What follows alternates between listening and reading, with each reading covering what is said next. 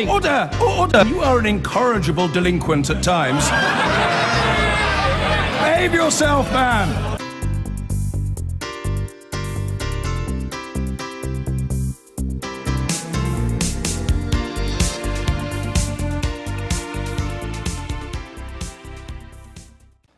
Now, they have a deficit of between 15 and 20% in the polls, but Jeremy Corbyn and those around him insist Labour can win. If the polls are right, they've got 3.5 weeks to change voters' minds and persuade those fabled undecided voters to plump for Labour. We enlisted the polling organisation YouGov to help us find out how the performance of party leaders will affect behaviour at the ballot box. Here's Ellie Price.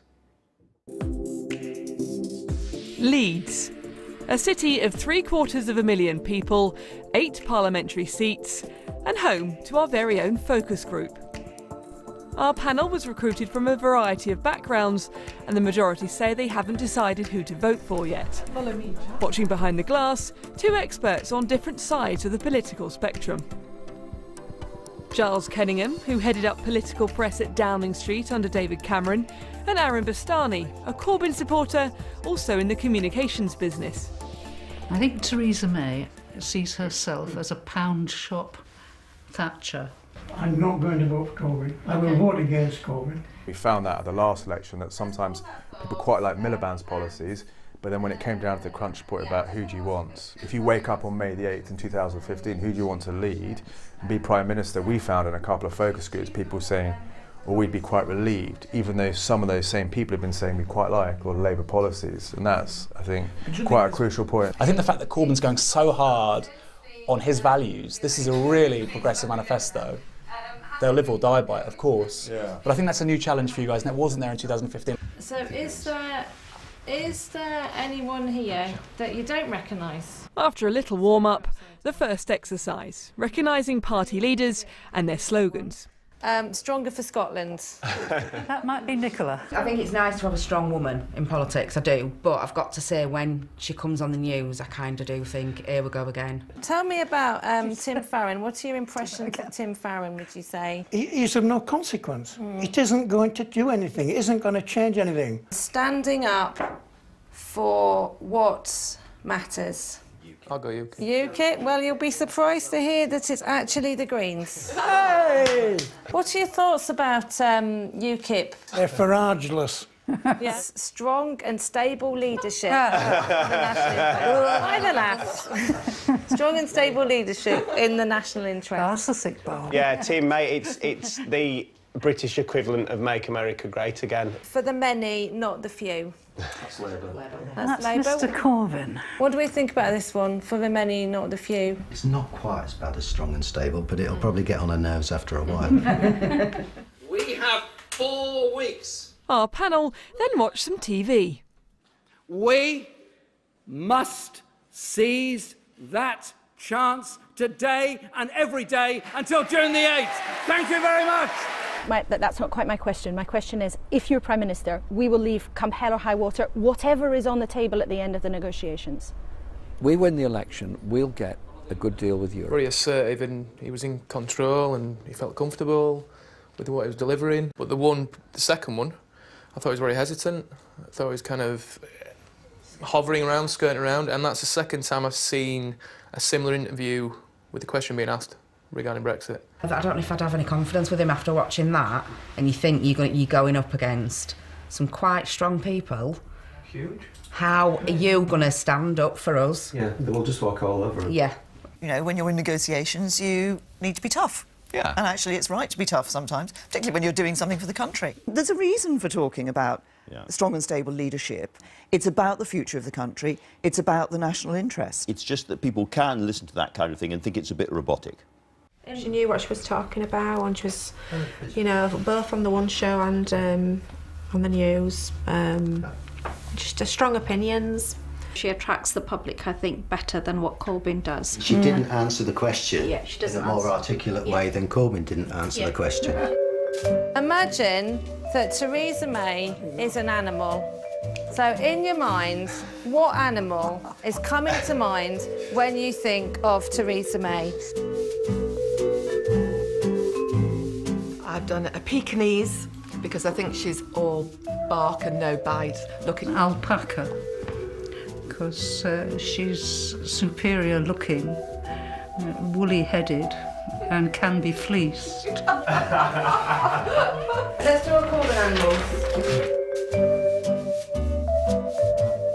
He's a Soviet dinosaur. I don't think some policies are born in the modern real world. A mouse, because they're weak and they can be easily bullied, but also they can catch you by surprise if you're not expecting them.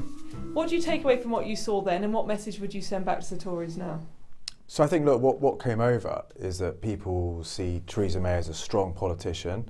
Not everyone liked her, but you don't need to be liked to be elected, because ultimately it's about who do you trust with your future and your security. I think what I'd also take out from that focus group was it was a group of floating voters.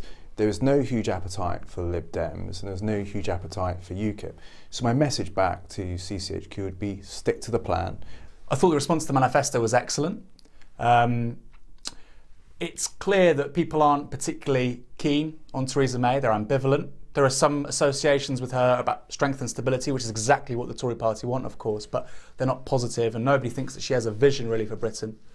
So what I'd say to Jeremy Corbyn, what I'd say to the Labour Party is they need to really emphasise that manifesto over the next 4 weeks. Jeremy Corbyn himself has to perform out of his skin. And I think he has to really emphasise those characteristics which maybe have come to the fore more over the last 12 months. Resilience, strength, and the fact that he's come this far. Why not take that final step and go into 10 Downing Street? And we're joined now by the American political consultant and pollster, Frank Luntz. Welcome back to the programme. Thank you. Just for the sake of this discussion, assume the polls at the moment are broadly right. Is there any hope for Mr Corbyn in the undecided voters? No. And this is a very serious election. There are serious consequences to who wins. And I have to admit, I'm a little frustrated with that video. Nobody cares whether you can draw and what animal they represent. They want to know where they stand. And I felt that that was frivolous. I come to Britain to watch elections because I learn from here. Your elections are much more substantial, they're more serious, policy-oriented at they're more times. policy, and they're less about personality, and that piece was only about personality. But that's partly because Mrs May has decided to make this a presidential election. I mean, the word Conservative you can barely see on the posters, and it's all Team May. And I agree with that. And in fact, in watching her language, she's very candid in her willingness to admit that some people aren't better off today. Not everyone benefited from a conservative government, and she itemizes and specifically mentions them. That was a strategy that Hillary Clinton used in the States. I don't see her using anything that Republicans have used in the past. In fact, her campaign is more of a centrist Democrat. But it's a smart strategy because it just pushes Corbyn further and further to the left. Of course, you told us that Hillary Clinton had won. I told on election night, the polling was so bad in America. The exit polls that the networks did, the BBC told America that she had won. No, it didn't. I was anchoring the programme that night. We did not say that she had won. The BBC had the same... I ignored your tweet. The BBC had the same numbers because yeah, everybody we was had using... the ABC numbers, but we did not go and say that she had won. I can assure you of that. But because of people like you, we thought she probably had. That was we didn't broadcast it. That was a smart approach. But the difference there was... So maybe my point is, not other than teasing you, is that maybe there is still hope for Mr Corbyn. No, you had a 3 or 4% election in the States. I think you're going to have one of the lowest turnouts in modern election history, number one. And number two, I think Labour will fall to one of the lowest percentages, not percentage, but number of seats that they've had. And that this is going to be a soul-searching for both political parties. On the Conservative end, what do you do with a sizable majority? What are your steps right out of the gate? And she has a responsibility to tell the British people exactly what happens on day 1, day 10, day 100 as she moves forward. He and Labour is going to have to take a look at whether or not they actually still represent a significant slice of the British population. Do you see a realignment in British politics taking place? I see a crumbling of the left, and yet there is still a significant percentage of the British population that wants someone who is centre-left. They just don't want someone and they like a lot of Mr Corbyn's policies, individually. But they listen to him, and I'm listening to Michael Foot. I went to school here in the 1980s, and I feel like I'm watching the Labour Party of 35 years ago in a population that wants to focus on the future, not on the past. As the politicians always tell me, we'll see with the poll that matters. You got it. Frank Luntz, thank you. I've been getting